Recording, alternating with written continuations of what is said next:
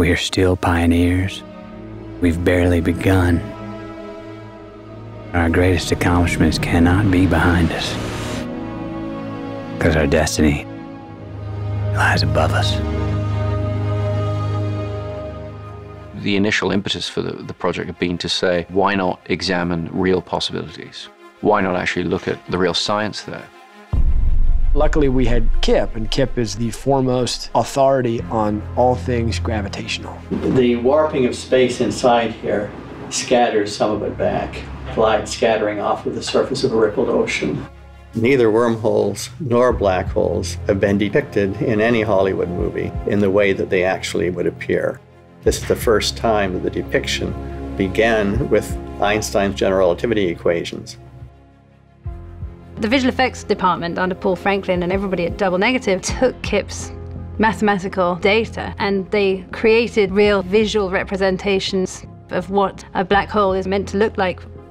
The collaboration has produced visualization of things which nobody had ever managed to do before. We potentially may have discovered a couple of new things that were lurking there inside the mathematics, inside the physics. I worked out the equations that would enable him to do the gravitational lensing. And so you have light that comes from a star behind the black hole.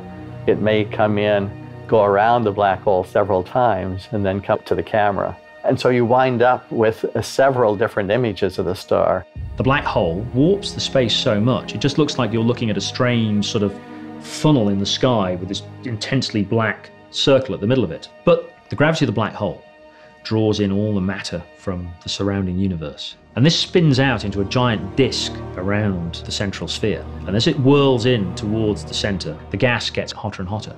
And this thing, the accretion disk around it, shines brilliantly. And then we found that if you then render this whole thing, you visualize it all through this extraordinary gravitational lens, the gravity twists this glowing disk of gas into weird shapes, and you get this extraordinary sort of rainbow of fire across the top of the black hole. And I saw this disk wrap up over the black hole and under the black hole. I'd known it intellectually, but knowing it intellectually is completely different than seeing it, than feeling it. We had determined when we started down this road that if it didn't look like something that would be comprehensible to the audience, we would have to manipulate it in some way. But what we found was, as long as we didn't change the point of view too much of the camera position, we could get some very understandable, tactile imagery from those equations. They were constantly surprising. Spoke to the maxim that, truth can be stranger than fiction.